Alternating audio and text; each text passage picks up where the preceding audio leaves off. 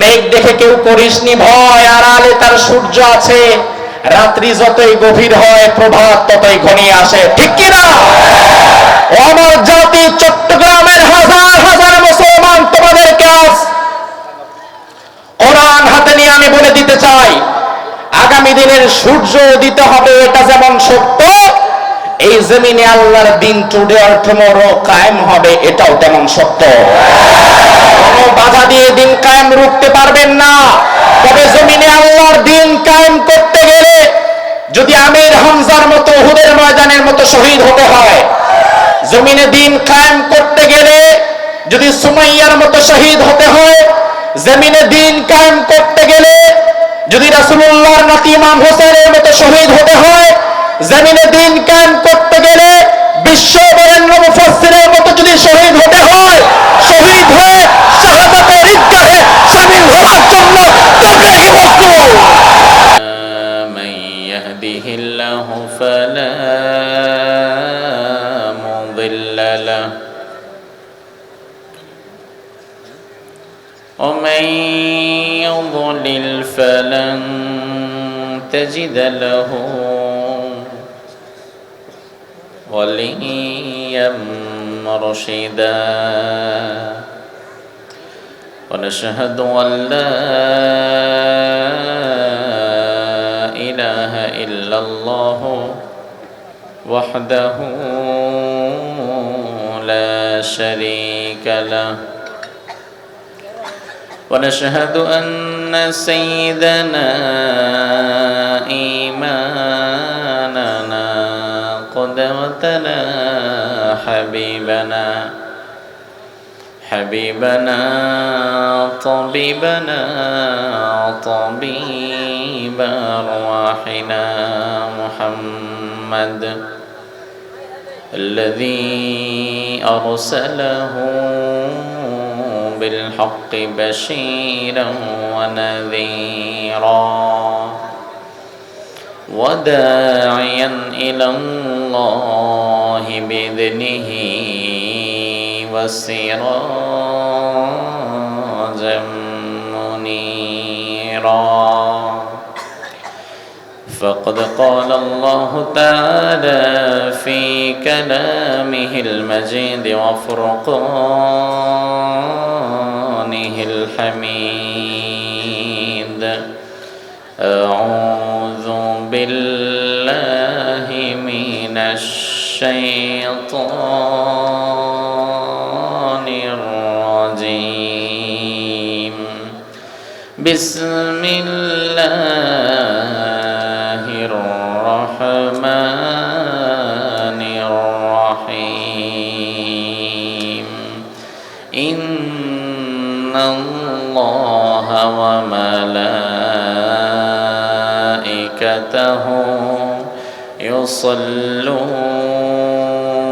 يصلون على النبي يا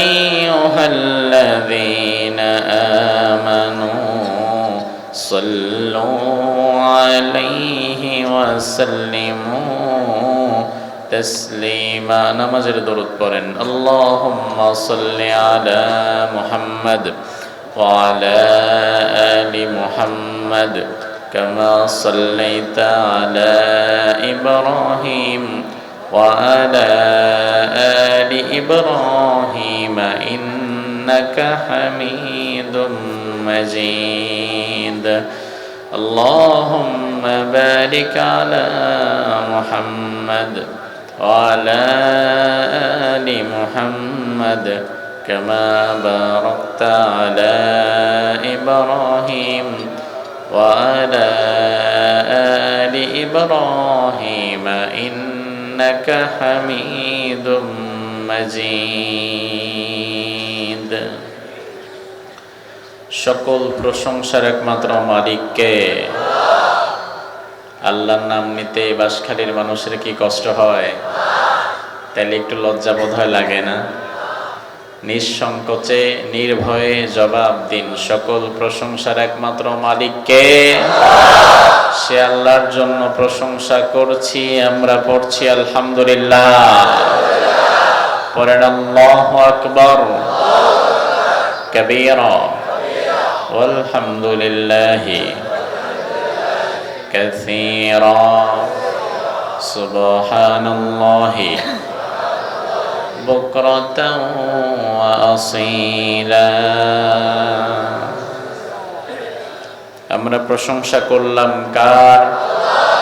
আল্লাহর প্রশংসা করতে পেরে আল্লাহর প্রিয় গোলামেরা কি খুশি না বেজার?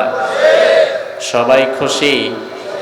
যারা যারা খুশি আওয়াজ দিয়ে বেশি একটু মোহাব্বতের সাথে বলেন তো আলহামদুলিল্লাহ। জীবনের সবখানে প্রশংসা করতে হবে কার? কারণ আমাদের মালিককে, ভালো রাখার মালিককে, কল্যাণ দেওয়ার মালিককে, মঙ্গল করার মালিককে। নাকি মঙ্গল পাওয়ার জন্য আগামীকাল পহেলা বৈশাখে একটা মঙ্গল শোভাযাত্রা করতে হবে? করতে হবে। কারণ আমাদের বিশ্বাস, আমাদের ফেইথ, আমাদের ট্রাস্ট, আমাদের বিলিভ, আমাদের ঈমান, আমাদের ইয়াকিন, আমাদের আকীদা পরিষ্কার। আমাদের কল্যাণ অকল্যাণ, মঙ্গল অমঙ্গল সব কিছুর মালিক একজন। তিনি কে? মঙ্গল দেওয়ার মালিক কি পহেলা বৈশাখ? তো পহেলা বৈশাখে আমাদের দেশে কিছু মানুষ বাঙালি সংস্কৃতির নামে শিরিক করে, এমন মানুষ আছে না নাই? বাঙালি সংস্কৃতির নামে পহেলা বৈশাখের টপ টু বটম রাষ্ট্রীয়ভাবে শিরিক হয়। বোঝারও কেউ নাই, দেখারও কেউ নাই, বলারও কেউ নাই। এই যে আগামীকালই তো পহেলা বৈশাখ, আপনাদের অনেকের খবরও নাই, কিন্তু আবার কোটি কোটি মানুষ এই পহেলা বৈশাখে সেলিব্রেট করার জন্য আজকে রাত থেকে তারা প্রস্তুতি নেবে। ঢাকা শহরে সবচেয়ে বড় অনুষ্ঠান হয় পহেলা বৈশাখকে কেন্দ্র করে রমনার বটমূলে ছায়ানট শিল্পী গোষ্ঠী। অনেক হাজার হাজার মানুষ, এই যে এখন যে সময়ে আপনারা আমার সামনে হাজার হাজার মানুষ বসে আছেন কোরআন শোনার জন্যে, যে ইয়াহিয়া তাকির আগে আব্দুল কাদের জিহাদি কথা বলেছে কোরআন থেকে শুনেছেন, এখন আমি বলবো কোরআন থেকে শুনবেন, আমার পরে হামজা ভাই কোরআন থেকে বলবে শুনবেন। এই কোরআনের কথা বলার জন্য যেমন চট্টগ্রামের হাজার হাজার মানুষ বসে আছে, ঠিক একই সময়ে আবার ঢাকার রমনার বটমূলে হাজার হাজার মানুষ সেখানে জড়ো হয়ে যাচ্ছে আগামী দিন পহেলা বৈশাখকে সেলিব্রেট করবে। সূর্য ওঠার জন্য তারা অপেক্ষা করে। যখনই প্রথম সূর্যটা উদিত হয়, আগামী দিনের প্রথম সূর্যটা যখন উদিত হবে, তখন হাজার হাজার মানুষ একত্রে পহেলা বৈশাখকে বরণ করে নেওয়ার একটা গান গাইবে। পহেলা বৈশাখের দিন একটা গান বাজানো হয়। কি গান এটা? এসো হে বৈশাখ। বৈশাখকে ডাকে, এসো হে বৈশাখ, এসো এসো। বৈশাখ মনে হয় আর মামা। বৈশাখরে ডাকে, এসো হে বৈশাখ, এসো এসো। এই গান দিয়ে পহেলা বৈশাখ সেলিব্রেট করা হয়। এই গানের রচয়িতা রবীন্দ্রনাথ ঠাকুর, রবি ঠাকুরের লেখা গান। ইউনিভার্সিটিতে আমি যখন পড়েছি, রবি ঠাকুরের অনেক কবিতা, অনেক উপন্যাস, অনেক গল্প, অনেক গান, অনেক ছড়া আমি পড়েছি। রবীন্দ্রনাথ ঠাকুরের গল্প, গান, উপন্যাসকে আপনি দুই ভাগ করতে পারবেন। তার মূলত ছন্দের মূল উপজীব্য ছিল দুইটা বিষয়। এই দুই বিষয়ে সে কবিতা লিখতো, গান লিখতো। একটা হচ্ছে প্রেম, আরেকটা হচ্ছে প্রার্থনা। প্রেম অথবা প্রার্থনা ছাড়া রবি ঠাকুরের কোনো গান পাবেন না। কিন্তু এদিক দিয়ে নজরুল ব্যতিক্রম। নজরুলের শুধু প্রেম আর প্রার্থনা না, প্রেম, বিরহ, প্রার্থনা, সুদ্ধা, ঈদের গান পর্যন্ত, যুদ্ধের গান যা আছে, নজরুল যেখানে কলম ধরেছে সেখান থেকে সফলতা পেয়েছে। আর রবীন্দ্রনাথ ঠাকুর শুধু প্রেম অথবা প্রার্থনা, এই দুই বিষয়ের বাইরে তার কোনো গান নাই।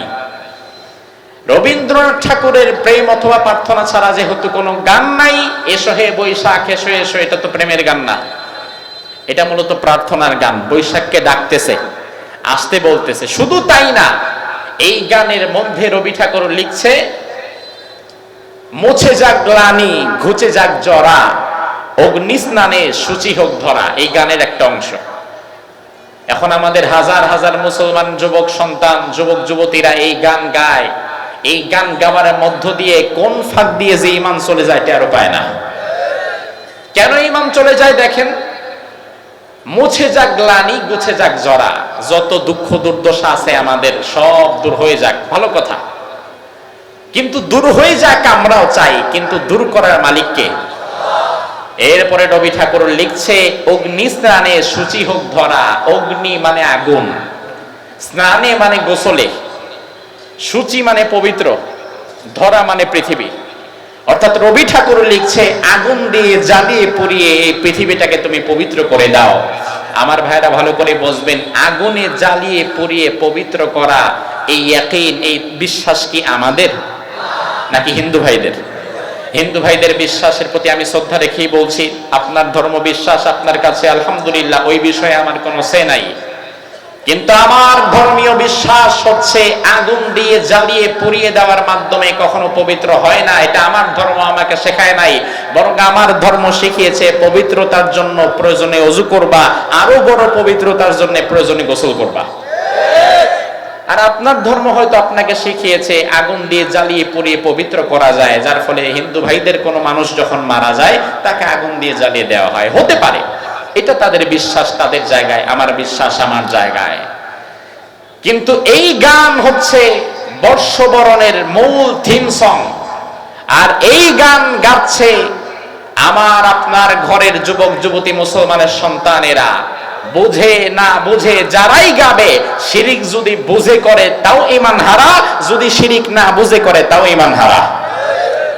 রেজাল্ট একটাই, আপনি বুঝে গান আর না বুঝে গান, বুঝে বলেন আর না বুঝে বলেন। এরপরে আগামীকাল দেখবেন বর্ষবরণের যে র্যালিগুলা বের হবে মঙ্গল শোভাযাত্রা নাম দিয়ে। আমি জানি না চট্টগ্রামে এগুলো আছে কিনা, চট্টগ্রামে আছে, তবে হয়তো এই দক্ষিণ চট্টগ্রামে কিছুটা কম, হয়তো শহর কেন্দ্রিক থাকলে থাকতে পারে। আর ঢাকায় তো সুবহানাল্লাহ কথাই নাই, আগামীকাল রাস্তায় বের হয়ে যাবে না তাদের জ্বালায়, পুরা বাঙালি সংস্কৃতি দিয়ে রাস্তাঘাট দখল করে ফেলবে তারা। এই মঙ্গল শোভাযাত্রা নামক মিছিলে তারা পেঁচার মূর্তি, পেঁচার ছবি সম্বলিত মূর্তি নিয়ে তারা বের হয়। আমাদের প্রশ্ন হচ্ছে, বাঙালি সংস্কৃতির নামে তুমি মিছিল করতেছো, তাহলে পেঁচার মূর্তি আসলো কেন? পেঁচা কি আর বাঙালি নাকি? কারণ বাংলাদেশের পেঁচার ডাক যেমন পাকিস্তানের পেঁচার ডাক হতো একই রকম। বাংলাদেশের গরু যেমন হাম্বা ডাকে, আমেরিকার গরু কি বলে? হাই, হ্যালো, ইংলিশ এরকম বলে না? না, দুনিয়ার সব জায়গায় পশু প্রাণীর ভাষা তো এক। তাইলে বাঙালি সংস্কৃতির মধ্যে তুমি পেঁচার মূর্তি ঢুকাচ্ছ কেন? বলে এটা বাঙালি সংস্কৃতি। আমরা বললাম না, পশু প্রাণী তো বাঙালি সংস্কৃতি হতে পারে না। কিন্তু আমরা ভেতরের তথ্য খুঁজতে গিয়ে দেখি, হিন্দুদের ধর্ম বিশ্বাস, হিন্দু ভাইদের ধর্ম বিশ্বাস হচ্ছে মঙ্গল অমঙ্গল, কল্যাণ অকল্যাণ, ভাগ্যের মালিক হচ্ছে লক্ষ্মী দেবী। এটা হিন্দুদের ধর্ম বিশ্বাস, আমাদের না, হতে পারে তাদের। আর লক্ষ্মী দেবীর বাহন হলো পেঁচা, এই জন্য তারা বলে লক্ষ্মী পেঁচা। তো মঙ্গল শোভাযাত্রা নাম দিয়েছে, সেখানে পেঁচার মূর্তি ঢুকিয়েছে, ইনডাইরেক্টলি বোঝাতে চাচ্ছে মা লক্ষ্মী তোমার বাহন রেডি, তুমি এসে সবার হও আর আগামী বছরটা আমাদের জন্য কল্যাণ এবং মঙ্গলের করে দাও। অথচ মুসলমান জবাব দেন কল্যাণ অকল্যাণ। এবং এরপরে আমার পরপরেই কথা বলবেন আপনাদের কাঙ্ক্ষিত ব্যক্তি, কাঙ্ক্ষিত মেহমান, আমাদের ভালোবাসার মানুষ মুফতি আমির হামজা ভাই। আপনারা ইনশাআল্লাহ তাআলা এতটুকু নিশ্চিত থাকেন, ইনশাআল্লাহ তাআলা মুফতি আমির হামজা ভাই আসবে, তিনি আপনাদের সামনে কথা বলবেন এবং খুব শীঘ্রই আসবে ইনশাআল্লাহ। ধৈর্য ধরতে পারবেন তো ইনশাআল্লাহ? আসুন, এখন আমি যে কয়েকটা মিনিট সময় পেয়েছি, এই কয়েকটা মিনিট কোরআনে কারীম থেকে দুটি আয়াতে কারিমা তেলাওয়াত করে তার প্রেক্ষিতে আপনাদের সামনে নসিহামূলক কিছু কথা বলি। আল্লাহ তাআলা কথাগুলোকে সহজে বলার এবং আপনাদেরকে সহজে বোঝার মতো তৌফিক দান করুক। আপনারা বলেন আমিন। প্রিয় ভাইরা আমার, আসুন কোরআনে কারীমের কথা শুরু করার পূর্বে আমরা একবার আউযু বিল্লাহ এবং বিসমিল্লাহ পড়ে নেই। পড়তে রাজি আছেন তো ইনশাআল্লাহ? কারণ আউযু বিল্লাহ পড়লে শয়তান থাকে না ভাগে। এখন শয়তানকে কি রাখতে চান না ভাগাতে চান? তাহলে সবাই পড়তে পারবেন তো ইনশাআল্লাহ? পড়েন, আউযু বিল্লাহি মিনাশ শাইতানির রাজীম, বিসমিল্লাহির রহমানির রহিম। ওয়ালা তাহিনু ওয়ালা তাহজানু ওয়া আনতুমুল আলাউনা ইন কুনতুম মুমিনিন إن يمسسكم قرح فقد مس القوم قرح مثله وتلك الأيام نداولها بين الناس وليعلم الله الذين آمنوا ويتخذ منكم شهداء والله لا يحب الظالمين وليمحص الله الذين آمنوا ويمحق الكافرين একটু জোরে বলেন তো আল্লাহু আকবার। আল্লাহ রাব্বুল আলামিন সূরাতু আলে ইমরানের 141 139 40 এবং 41 এই তিনটি আয়াতে কারিমার মাঝে মুমিনদের ঈমানকে জাগ্রত করার জন্য মুসলমানদের হারানো মনোবলকে ফিরিয়ে দেওয়ার জন্য আল্লাহ তাআলা এই আয়াতে কারিমাগুলো উহুদের পরে নাযিল করেছিলেন। আমার ভাইরা মনোযোগ দেন, আল্লাহ রাব্বুল আলামিন বলছেন ওয়ালা তাহিনু, ও ঈমানদারেরা তোমরা চিন্তিত হয়ো না, ওয়ালা তাহজানু হতাশাগ্রস্ত হয়ো না, ওয়া আনতুমুল আ'লাউন নিশ্চয়ই তোমরাই বিজয়ী হবে, ইন কুনতুম মুমিনিন যদি তোমরা ঈমানের দাবির উপরে অবিচল থাকতে পারো। ইয়ামসাসকুম কারহুন, আজ যদি তোমাদের উপরে কোনো বিপদ মুসিবত এসেই থাকে, ফাকাদ মাসাল কওমা কারহুম মিথলু, এই বিপদ মুসিবত তাদের উপরেও এসেছিল। ওয়া তিলকাল আইয়ামু নুদাউিলুহা বাইনান নাস, আমি আল্লাহ তাআলা মানুষের মাঝে ক্ষমতার পালা বদল ঘটিয়ে দেই। দিনের পরে যেমন রাত আসে, রাতের পরে যেমন দিন আসে, এটা যেমন বাস্তব, ক্ষমতারও পালা বদল হয়, এটাও তেমন বাস্তব। এরপরে আল্লাহ বললেন ওয়ালিয়ালামাল্লাহুল্লাযীনা আমানু ওয়া ইয়াত্তাখিযা মিনকুম শুহাদা, আমি আল্লাহ মাঝে মাঝে বিপদ দেই, মুসিবত দেই, এই কারণে যেন তোমাদের মধ্য থেকে কিছু মানুষকে আমি শহীদ হিসাবে বেছে নিতে পারি, গ্রহণ করতে পারি। ওয়াল্লাহু লা ইউহিব্বুল যালিমিন, আর আমি আল্লাহ জালিমদের পছন্দ করি না। ওয়ালিয়ুমাহহিসাল্লাহুল্লাযীনা আমানু, আর আমি আল্লাহ ঈমানদারদেরকে দুনিয়ার আগুনে জ্বালিয়ে পুড়িয়ে খাঁটি করে নিতে চাই। ওয়ায়ামহাকাল কাফিরিন, এবং কাফেরদেরকে নিশ্চিহ্ন করে দিতে চাই। এই হচ্ছে এই তিনটি আয়াতে কারিমার শাব্দিক তরজমা। আল্লাহ রাব্বুল আলামিন প্রথমে ঈমানদারদেরকে ডাকলেন। আল্লাহ তাআলা দুনিয়ার ঈমানদারদেরকে ডেকে বললেন, ঈমানদারেরা ভয় পেও না, হতাশাগ্রস্ত হয়ে যেও না, চিন্তা করো না, মার খাও, ধৈর্য ধারণ করো, হামলার শিকার হও, ধৈর্য ধারণ করো, জেলে যাও, ধৈর্য ধারণ করো, তোমাদের আমিরেরা ফাঁসির মঞ্চে চলে যাক, ধৈর্য ধারণ করো। ইন কুনতুম মুমিনিন, যদি ঈমানের দাবিতে অবিচল থাকতে পারো তাহলে বিজয়ী তোমরাই হবে। কথাটা কার? আরো জোরে কম। আমার ভাইয়ের পরে আল্লাহ রাব্বুল আলামিন বললেন, ঈমানদারেরা তোমাদেরকে যে আজকে যেই কষ্ট তোমাদেরকে ধাবিত করছে, এই কষ্ট কিন্তু তারাও পূর্বে পেয়েছিল। আল্লাহ রাব্বুল আলামিন এই আয়াতগুলো মূলত উহুদ যুদ্ধের প্রেক্ষাপটকে কেন্দ্র করে নাযিল করেছিলেন। আমরা জানি ইসলামের প্রথম যুদ্ধের নাম হচ্ছে বদর। জোরে কোন, ইসলামের প্রথম যুদ্ধের নাম কি? আর দ্বিতীয় যুদ্ধের নাম ছিল উহুদ। দ্বিতীয় যুদ্ধের নাম কি? এখন বদরে মুসলমানদের সুন্দর একটা বিজয় হয়েছিল, আবার উহুদে মুসলমানদের কিছুটা পরাজিত হতে হয়েছিল। তবে আমার আল্লাহ তাআলার প্রতিটা কাজের মধ্যেই হিকমত আছে না নাই? আমার ভাইরা দেখেন,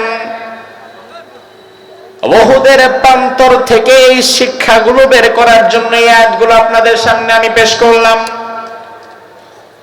আল্লাহ রাব্বুল আলামিন উহুদের পরে যখন সাহাবায়ে কেরামের মনোবল কিছুটা দুর্বল হয়ে পড়েছিল, সাহাবায়ে কেরামের একটা অংশ চিন্তা করতে লাগলো, আল্লাহ এত কষ্ট যদি করি তাহলে চলবো কিভাবে? এই যে উহুদে এত বড় একটা ধাক্কা খেলাম, ইসলাম আর এগিয়ে যাবে কিভাবে? অনেকে ভাবতে বসেছিল ইসলাম হয়তো আর বেশি দূর আগাবে না, কিন্তু ইসলাম ঠিকই তার লক্ষ্য পানে পৌঁছে যাবে। ইসলামকে সুনিশ্চিতভাবে বিজয়ের দিকে যিনি নিয়ে যাবেন তিনি কে? হ্যাঁ, ইসলামের বিজয় হবে। বিশ্বাস করেন মুসলমান, ইসলামের বিজয় অবশ্যই হবে, হয়তো আপনাকে নিয়ে নয়তো আপনাকে ছাড়া। ইসলামের বিজয় হবে, এটা আটকাতে পারবেন না। ইসলামের বিজয় অবশ্যই হবে, হয়তো আপনাকে নিয়ে নয়তো আপনাকে ছাড়া, কিন্তু আপনি হেরে যাবেন এবং হারিয়ে যাবেন ইসলামকে ছাড়া। ইসলামকে ছাড়া আপনি হেরে যাবেন, আপনি হারিয়ে যাবেন। কালের বিবর্তনে আপনার নামও কেউ মনে রাখবে না, কিন্তু ইসলাম ঠিকই তার লক্ষ্য পানে পৌঁছে যাবে, ঠিক কিনা? উহুদের পরে আল্লাহ তাআলা এই আয়াতগুলো নাযিল করলেন মুমিনদের ঈমানকে জাগ্রত করে দেওয়ার জন্য। আজ গোটা দুনিয়ার বিভিন্ন প্রান্তে দুনিয়ার কুফফার শক্তি একত্রিত হয়ে দুনিয়ার বিভিন্ন প্রান্তে তারা নতুন নতুন উহুদের প্রান্তর তৈরি করে রাখছে। আজ থেকে ১৫০০ বছর পূর্বে মদিনার ইসলামকে ধ্বংস করার জন্য মক্কার মুশরিকরা, কাফেররা, মুরতাদরা, নাস্তিকেরা তারা যেমন এক হয়ে গিয়েছিল, বর্তমান পৃথিবীতেও ইসলামের নাম নিশানা মুছে ফেলার জন্য পৃথিবীর নানান প্রান্তে বর্তমান দুনিয়ার জালিমেরা, কাফের মুশরিকেরা নতুন নতুন উহুদের প্রান্তর বানিয়ে মুসলমানদেরকে সেখানে মারছে। আর বর্তমান দুনিয়ার অন্যতম বড় উহুদের প্রান্তর হচ্ছে বর্তমান ফিলিস্তিন। এমন কোন দিন যায় না, এমন কোন রাত আসে না যেই দিনে যেই রাতে ফিলিস্তিনে কোনো না কোনো মায়ের বুক খালি হচ্ছে, কোনো না কোনো বাবার সন্তান দুনিয়া থেকে বিদায় হচ্ছে। এমন কি ঈদের দিনটা পর্যন্ত না, যেই ঈদের দিনে আপনি আমি হয়তো নামাজ পড়ে ফিন্নি পায়েস খেয়ে ঘুমিয়ে যাই, আনন্দ উল্লাস করি। আরে আপনার আমার যুব সমাজ ঈদের আগের চাঁদ রাতে যখন আতশবাজি আর পটকা ফোটাতে ব্যস্ত, তারাবাতি আর ছোট ছোট বোম ফোটাতে ব্যস্ত, ঠিক ওই সময় প্যালেস্টাইনের হাজারো যুবক কামানের গোলার সামনে আল্লাহর জন্য নিজের জীবন দিয়ে দিতে প্রস্তুত থাকে। তাদের ঈমান আর আমাদের ঈমানের মধ্যে কতটা ডিফারেন্স চিন্তা করা যায়। আর আমাদের আলেম সমাজ এখন আছে তারাবি ৮ রাকাত না ২০ রাকাত, সেই বিষয়ে বহাস করার জন্য। অবাক হয়ে গেলাম আমি, লজ্জা থাকা দরকার আলেমদের। গতকাল আমরা দেখলাম দুই মতের ভিন্ন ধারার দুইজন আলেম, আমি নাম নিলাম না, দুইজন ফেসবুক গরম করে ফেলেছে যে তারাবি ৮ রাকাত না ২০ রাকাত, এটা নিয়ে ঝগড়া হবে, ডিবেট হবে, বহাস হবে, দেখবো কোন গ্রুপ জিতে। অথচ তারাবি কি এখন আছে না গেছে? বুঝে না কথা। এখন কি আর তারাবি পড়ি আমরা? রমজান শেষ, তারাবিও, কিন্তু এখনো তাদের আক্রমণাত্মক মনোভাব শেষ হয় নাই। আমি একজনকে বললাম, ভাই ঘটনা কি? রমজান তো শেষ, এখন আবার নতুন করে ৮ না ২০ সেই প্যাসেল উঠাইলো কেন? হুজুর, আল্লাহ তো বলছে রমজান মাসে মুখ খারাপ করা যায় না, গালিগালাজ করা যায় না, এই জন্য বাহাসটা রমজানের পরেই দেওয়া লাগে, যেন গালিগালাজ ইচ্ছা মতো করা যায়। আসলেও দেখলাম তাই। আপনি দেখবেন বাহাস করে, ডিবেট করে, একে অপরকে আক্রমণাত্মক বক্তব্য দেওয়ার মাধ্যমে কোনোদিন কোনো বিষয়ের সমাধান আসে না। গতকাল যারা বাহাস করেছে, 2 ঘন্টা টানা বাহাস হয়েছে, হাজার হাজার লোক লাইভে সেই বাহাস দেখেছে। দুই প্রান্তে দুই হুজুর বসে আছে এতগুলা কিতাব নিয়ে, এক হুজুর একটার পর একটা ৮ রাকাতের পক্ষে দলিল দিচ্ছে, আর এক হুজুর অপর প্রান্ত থেকে একটার পর একটা ২০ রাকাতের পক্ষে দলিল দিচ্ছে। 2 ঘন্টা বাহাসের পরে রেজাল্ট হইল ড্র, অর্থাৎ তার মত তার কাছে, তার মত তার কাছে। ৮ রাকাতওয়ালা ৮ রাকাত নিয়ে খুশি, ২০ রাকাতওয়ালা ২০ রাকাত নিয়ে খুশি, কেউ কারো মত গ্রহণ করে নাই। লাভ কি? লাভ কি? হুদাই 2 ঘন্টা পেশাল পারলেন কেন? শুধু 2 ঘন্টা এক পক্ষের আলেম আরেক পক্ষের আলেমের বিরুদ্ধে কথা বললেন কেন? মুসলমান, যে সময়ে প্যালেস্টাইনে হাজার হাজার মুসলিম দুনিয়া থেকে বিদায় হয়ে যাচ্ছে, ওই সময়ে বসে যারা তারাবিয়াত না 20 নাভির নিচে হাত নাও পরে আমিন জোরে নাচতে, শিয়া না সুন্নি, হানাফি না মাযহাবি, এই সমস্ত বিষয় নিয়ে যারা বিতর্কে লিপ্ত হয়, আল্লাহ কসম করে বলি তারা মুনাফিক হয়ে গেছে। লজ্জা থাকে দরকার। তারা বেঁচে গেছে যে আজকে সালাউদ্দিন আইয়ুবীর মতো বীর মুজাহিদ দুনিয়াতে নাই। যদি সালাউদ্দিন আইয়ুবীর মতো মুজাহিদরা থাকতো, এই ধরনের বিতার্কিক আলেম যারা উম্মার কল্যাণে কাজ না করে বরং উম্মাকে আরো বিভক্ত করছে, তাদেরকে ধরে পিঠের চামড়া তুলে ফেলতো। আলেমদের ভূমিকা হবে কোমল তুলার মতো। আমার ভাই 8 রাকাত পরে, এই পাশের ভাই এই পাশের ভাই পরে 20 রাকাত। আমি আলেম, এখন আমার দায়িত্ব দুইজনকে দুই দিকে সরিয়ে দেওয়া না, বরং তুলা, আপনার হাত কেটে গেলে তুলা যেমন ভেতরে এসে নরম হয়ে দুই পাশের চামড়াটাকে আস্তে আস্তে লাগাবার চেষ্টা করে, আমি যদি আলেম হই আমার দায়িত্ব দুই ভাইয়ের মাঝখানে বসে দুই ভাইকে বুঝিয়ে শুনিয়ে তুলার মতো নিজে নরম হয়ে দুইজনকে দুই দিক থেকে মিশিয়ে দেওয়া। কথা কয় না? আর সেখানে আলেম হয়ে গেছে বরং নিজেই দাঁড় বঠি লাগাবে তো দূরের কথা, নিজেই কোপ একটা মেরে আরো দূরে সরায় দেয়। এটা আলেমের বৈশিষ্ট্য না। আমার ভাইরা লক্ষ্য করেন, উহুদের ময়দানে আল্লাহ রাব্বুল আলামিন আমাদের জন্য বড় বড় 5টা শিক্ষা রেখেছেন। এই 5 মুসলমানেরা কোরআন এবং হাদিস থেকে উহুদের প্রান্তর থেকে নিজেদের জীবনে নিতে পারে, তাহলে উহুদের ময়দানের মার খাওয়ার পরে সাহাবায়ে কেরামকে আল্লাহ তাআলা পরবর্তীতে আবার যেমন বিজয় দিয়েছিলেন, আল্লাহ তাআলা বর্তমানে আমাদেরকেও তেমন বিজয় দিতে পারেন। এবং উহুদের বর্ষ শুনেছেন, কেঁদেছেন, চোখের পানি ফেলেছেন। চোখের পানি ফেলা বাদ দিয়ে এখন মানসিকভাবে চিন্তা করেন, বুদ্ধি দিয়ে বিচার বিশ্লেষণ করেন এবং শিক্ষা বের করেন। কারণ আমাদের মূল সমস্যা হয়ে যায় আবেগকে কাজে লাগাই, বিবেককে কাজে লাগাতে পারি না, যার ফলে শিক্ষাটা বের করতে পারি না। উহুদের ময়দান থেকে প্রথম শিক্ষা হচ্ছে আল্লাহ তাআলা পূর্ববর্তী বছরে বদরের যুদ্ধে মুসলমানদেরকে বিজয় দিয়েছিলেন কে? আর বিজয় যখন হয়েছিল তখন সময়টা ছিল সুসময়। মুসলমানেরা আলহামদুলিল্লাহ অনেক গনিমতের মাল পেয়েছিল। গনিমতের মাল পেয়ে গরিব মুসলমানেরা ধনী হয়ে গিয়েছিল, ব্যবসাপাতি করে টাকা পয়সা হয়ে গিয়েছিল, এবং মুসলমানেরা অল্প সংখ্যক অধিক সংখ্যক কাফেরের বিরুদ্ধে যুদ্ধ করে জিতে গিয়েছিল, যার ফলে ওই সময়টা ছিল মুসলমানদের জন্য চমৎকার একটি সুসময় এবং ইসলামের দিকে দলে দলে মানুষ অগ্রসর হচ্ছিল। ইসলামের জন্য সব সময় সুসময় থাকবে বিষয়টা এমন নয়, বরং আল্লাহ তাআলা চাহেতু মাঝে মাঝে কখনো কখনো সুসময়ের কাঁটাকে ঘুরিয়ে অসময়ও দিতে পারে, দুঃসময়ও দিতে পারে। এটা আল্লাহ তাআলা দিবেন এবং দিতেই পারেন, এবং দেওয়াটাই যুক্তিযুক্ত। কেন সেটা আপনাকে আমি বোঝাই। আল্লাহ রাব্বুল আলামিন বদরের ময়দানে মুমিনদের সুসময় দিয়েছিলেন, ঠিক কিছুদিন পরে উহুদের ময়দানে আবার দুঃসময় দিয়ে দিলেন। তার কারণ হচ্ছে আমার আল্লাহ রাব্বুল আলামিন মুমিনদের ঈমানটাকে পরীক্ষা করে নিতে চাইলেন। আমাদের বাংলায় একটা কথা আছে, সুসময় বন্ধু বটে অনেকেই হয়, অসময়ে হায় হায় কেউ কারো নয়। যখন ইসলামের সুসময় চলতেছে তখন তো কে মুমিন আর কে মুনাফিক চেনাও যায় না।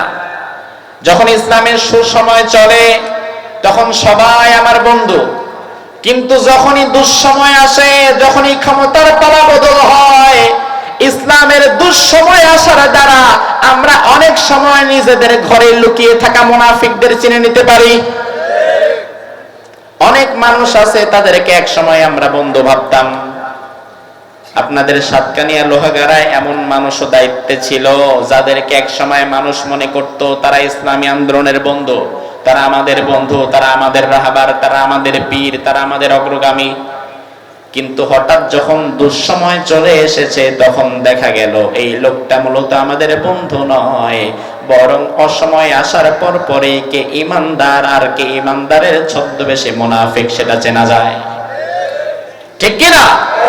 এজন্য আল্লাহ তাআলা চাইলেন উহুদের ময়দানে একটা দুঃসময় মুমিনদের মাঝে ক্রিয়েট করে দিতে, যেন ইমানদারদের মধ্য থেকে ইমানদার যারা প্রকৃতার্থে তারা টিকে যায় ইমানের পরীক্ষায়, আর অসময়ে আসার সাথে সাথে কিছু মুনাফিকরা ঝরে যায়।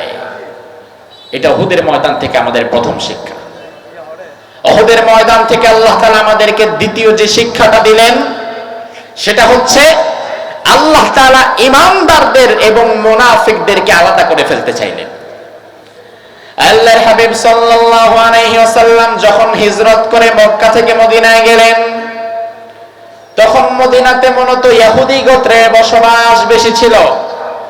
আল্লাহর হাবিব যাওয়ার পরে অনেক মানুষ ইসলামের ছায়া তলে চলে আসে, কিন্তু তখন বিষয়টা এমন হয়ে গেছে মদিনাতে তিন ক্যাটাগরির লোক পাওয়া যেত।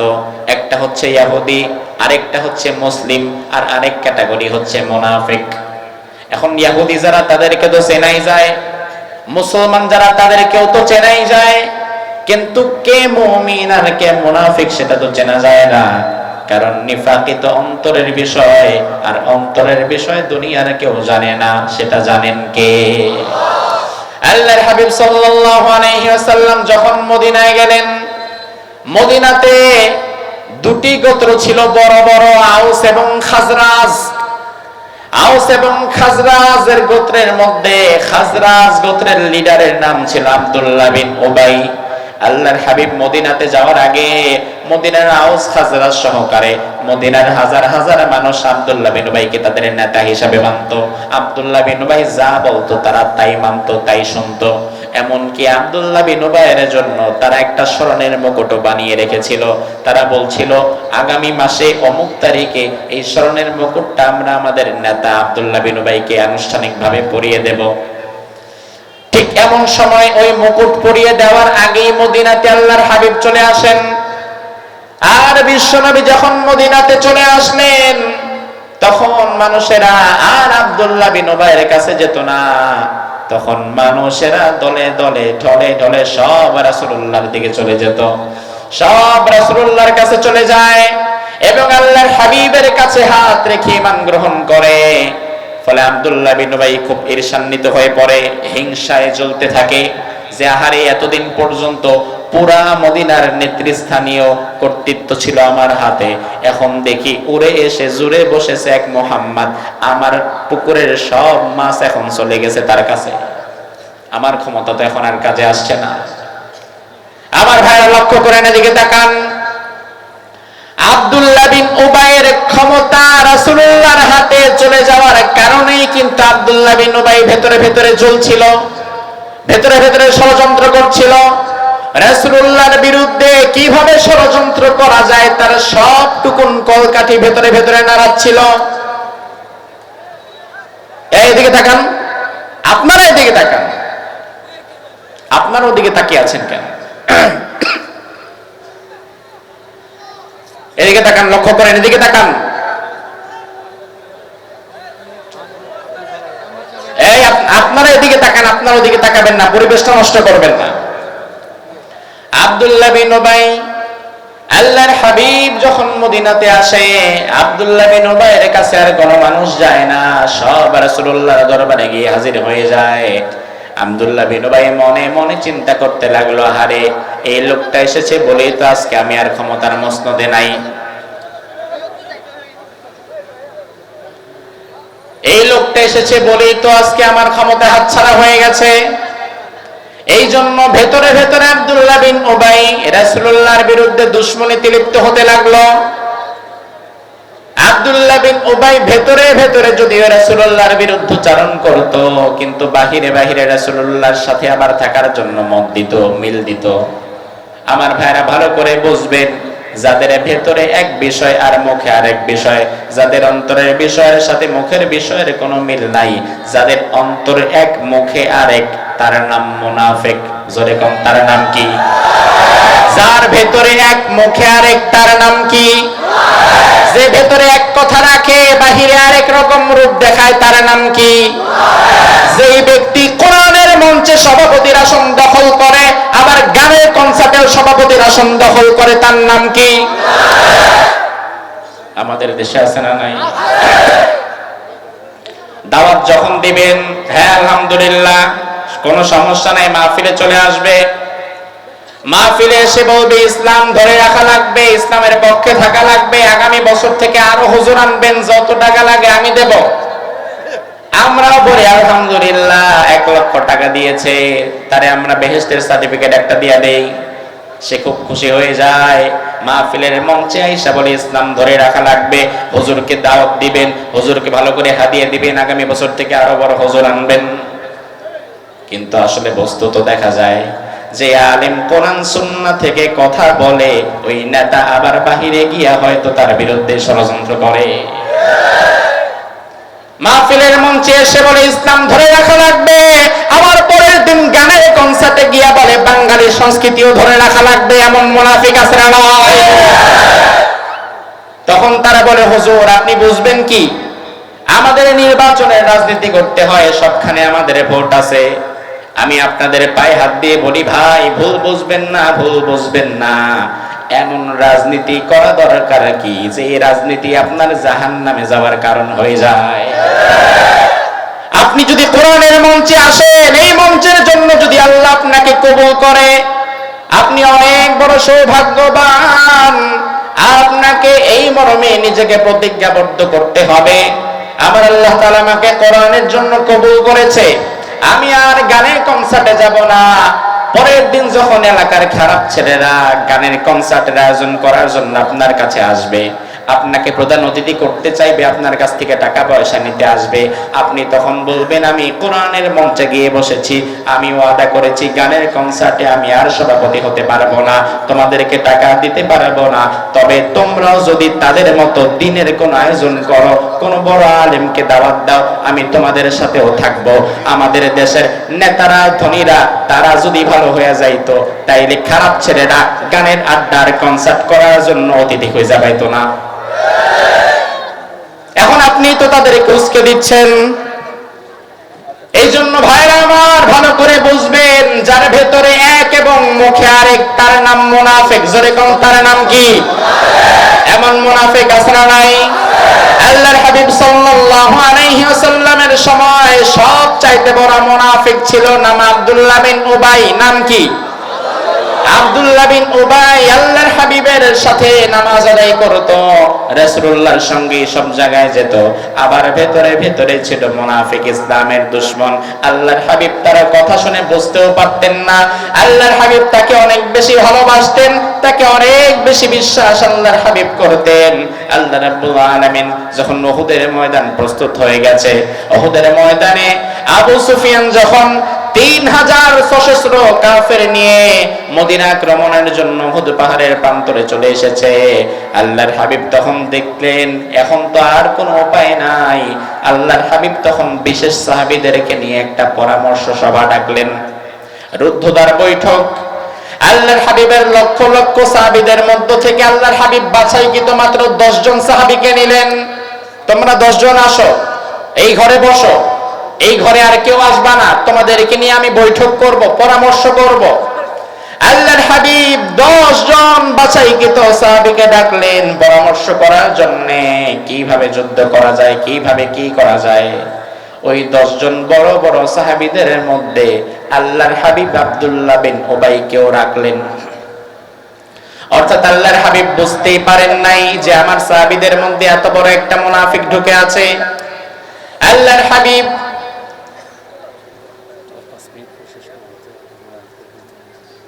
মনোযোগ কেমন জায়গায় করবে?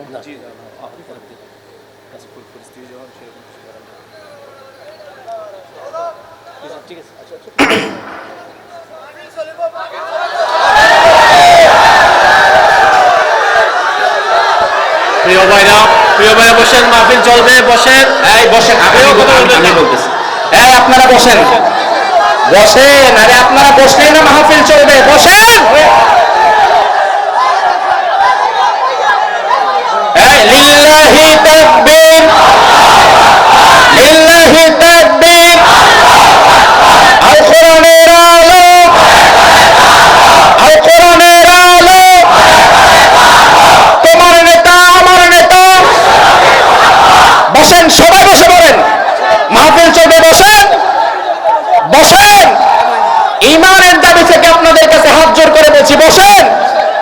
বসেন বসেন বসেন, দাঁড়িয়ে থাকবেন না, বসেন বসেন। এই ভাইরা বসে পড়েন, আমার ভাইরা লক্ষ্য করেন, এই মুনাফিকদের থেকে আল্লাহ তাআলা ঈমানদারদেরকে আলাদা করতে চাইলেন। এজন্য আল্লাহ তাআলা উহুদের প্রান্তর সৃষ্টি করে দিয়েছিলেন। আজও আমাদের উপরে যে বিপদ মুসিবত আসে, যে অসময় আসে, আমরা বুঝতে পারি আল্লাহ তাআলা আমাদেরকে ভালোবাসেন এবং আমাদের থেকে আল্লাহ তাআলা মুনাফিকদেরকে চিহ্নিত করার জন্যই হয়তো অসময়টা দিয়েছেন। বসেন বসেন, পরিত্যাগ দেন, বসেন। আল্লাহুল্লাযীনা আমানু ওয়া ইয়াত্তাখিযা মিনকুম শুহাদা, আমি আল্লাহ মাঝে মাঝে তোমাদের জীবনে উহুদের মতো কষ্টকর সময় দিয়ে দেই। আমি আল্লাহ তাআলা মাঝে মাঝে তোমাদের ক্ষমতার পালাবদল করে দেই। এই জন্য আমি আল্লাহ তাআলা মাঝে মাঝে আমার জমিনে আমার দিন কায়েমের জন্য তোমাদের মধ্য থেকে কিছু মানুষকে শহীদ হিসাবে গ্রহণ করতে চাই। আল্লাহ তাআলা যদি আমাদেরকে শহীদ হিসাবে গ্রহণ করতে চায়, ওই রাতের জন্য জীবন দিয়ে শহীদ হওয়ার জন্য মানসিক প্রস্তুতি আমাদের আছে না নাই? সাহাবায়ে কেরাম উহুদের প্রান্তরে একজন দুজন না 70 জন সাহাবী একাধারে জীবন দিয়ে দিয়েছিলেন আল্লাহর দিন কায়েমের জন্য, ঠিক কিনা? এরপরে উহুদের প্রান্তর থেকে আমাদের 4 নাম্বার শিক্ষা হচ্ছে, জীবনের যেই পয়েন্টে ইমানদার রাসূলুল্লাহর আনুগত্যের বাহিরে যাবে, ওই পয়েন্ট থেকেই বিপদ আসবে। উহুদের প্রান্তরে আল্লাহর হাবিব 50 জন সাহাবীকে হাতে তীরন্দাজ, তাদের হাত থেকে তলোয়ার নিয়ে তীর দিয়ে বলেছিলেন, জাবাল রুমাত নামক এই পাহাড়ের চূড়ায় তোমরা দাঁড়িয়ে থাকবা, আর আমরা মধ্যখানে যুদ্ধ করব। যুদ্ধ করতে করতে যদি আমরা সবাই শহীদ হয়ে যাই, যদি দেখো আমাদের লাশকে কুকুর বেড়াল খাচ্ছে, তবুও তোমরা নামবা না।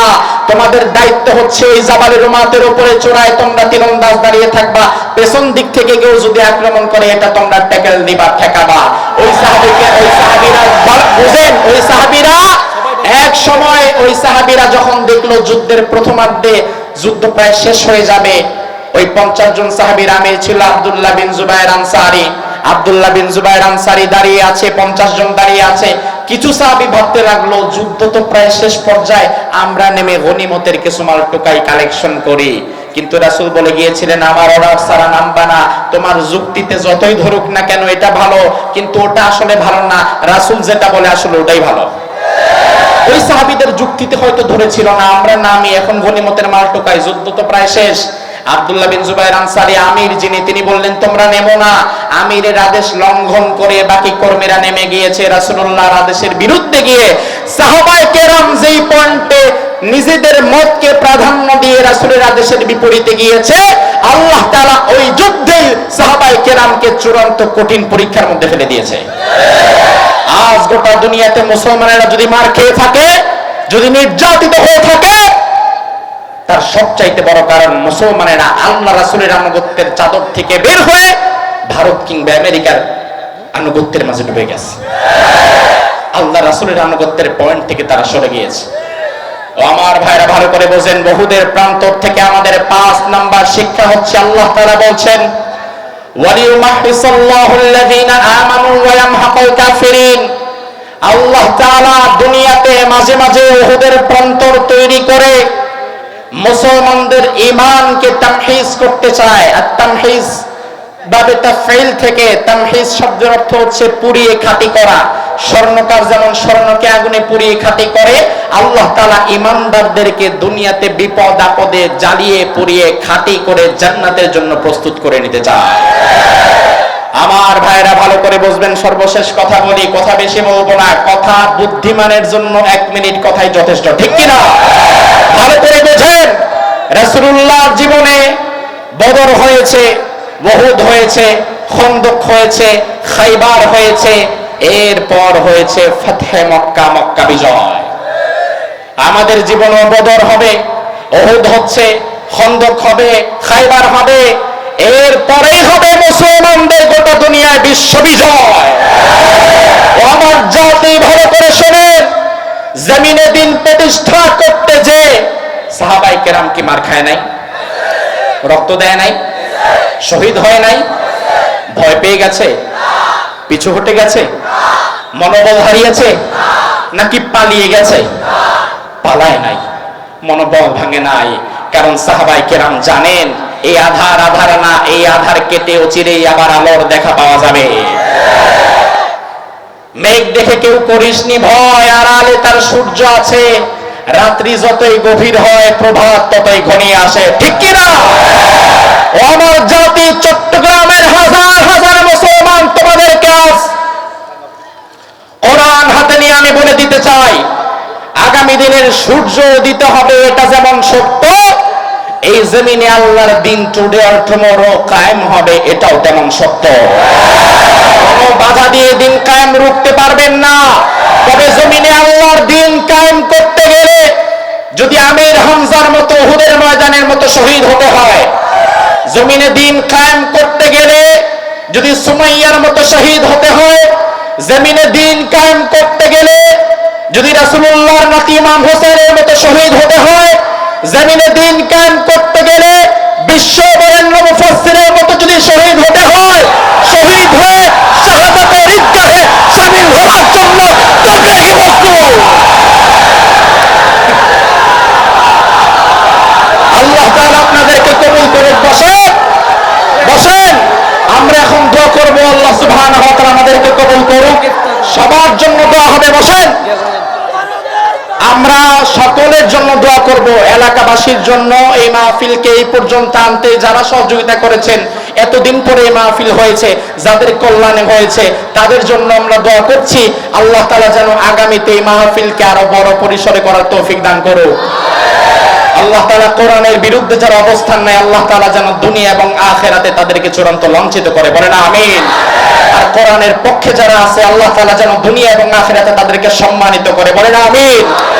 প্রশাসনের ভাইরা এসেছেন, আরো যত মানুষ এসেছেন, আমরা সকলের জন্য দোয়া করব। আমরা অন্তরে কারো প্রতি হিংসা বিদ্বেষ পোষণ করে রাখি না। আল্লাহুম্মা আমিন। লা ইলাহা ইল্লা হুয়াল হালিম, সুবহান রাব্বিকা রাব্বিল আরশিল আযীম। اللهم لا مانع لما أعطيت ولا معطي لما منعت ولا ينفع ذا الجد منك الجد.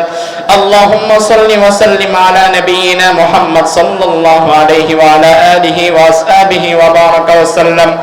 رب العالمين, চট্টগ্রাম জেলার ঐতিহ্যবাহী থানা বাঁশখালীর চাম্বলে হাজারো জনতাকে সাথে নিয়ে তোমার দরবারে আমরা ভিক্ষার হাত তুলে দিয়েছি। মেহেরবানি করে তুমি আমাদের জিন্দেগির গুনাহ খাতা সমূহ মাফ করে দাও। আল্লাহ রাব্বুল আলামিন, হাজার হাজার মানুষ কোরআন শোনার জন্য বড় আশা নিয়ে, বড় ব্যথা নিয়ে তারা চলে এসেছিল। আয় আল্লাহ তাআলা, হয়তো তাদের দিলের খোরাক মিটে নাই, হয়তো হৃদয়ের ব্যথা থেকে তারা মুক্ত হতে পারে নাই। আর রব্বে কারীম, মেহেরবানি করে আগামীতে এই জমিনকে তুমি কোরআনের জন্য এমন ভাবে উন্মুক্ত করে দাও যেন কোরআনের তাফসীর কারকেরা এখানে এসে নির্বিঘ্নে কোরআনের কথা বলতে পারে, আর আমার ভাইয়েরা যেন এই কোরআনের কথা শুনতে পারে। রব্বুল আলামিন, আমরা যারা হাত তুলেছি, তুমি আমাদের জিন্দেগির গুনাহ খাতাগুলো মাফ করে দাও। আল্লাহ তাআলা, যে যুব সমাজ এবং যে এলাকাবাসী, এলাকার মুরব্বীদের পরামর্শে, নেতৃস্থানীয় ব্যক্তিবর্গের মধ্য থেকে যারাই সহযোগিতা করেছেন, প্রশাসনের ভাইদের মধ্য থেকে যারাই কোরআনের মাহফিলকে অনুমতি দিয়ে সহযোগিতা করেছেন, মেহেরবানি করে ওই মানুষগুলোকে তুমি কোরআনের জন্য কবুল করে নাও, তাদেরকে তুমি কোরআনের কর্মী হিসাবে কবুল করে নাও। আল্লাহ তাআলা, আর যারা অন্তর থেকে ইসলামের ভালো চায় না, কোরআনের বিরুদ্ধাচরণ করে, এমন মানুষগুলোকে, এমন বামপন্থী রামপন্থীগুলোকে আল্লাহ তাআলা তুমি আমাদের সামনে থেকে সরিয়ে দাও। রব্বুল আলামিন, আমরা যারা হাত উত্তোলন করেছি, আল্লাহ তাআলা, আমাদের অনেকের মা নাই, অনেকের বাবা নাই, মেহেরবানি করে পিতা মাতার কবরটাকে তুমি আল্লাহ জান্নাতের বাগান বানিয়ে দাও। যাদের পিতা মাতা বেঁচে আছেন, খায়াত দারাজ করে দাও। রব্বুল আলামিন, কে কোন আশা মনের মধ্যে নিয়ে দোয়া করেছে জানি না, প্রত্যেকের মনে জায়েজ আশাগুলোকে আল্লাহ তুমি পূরণ করে দাও।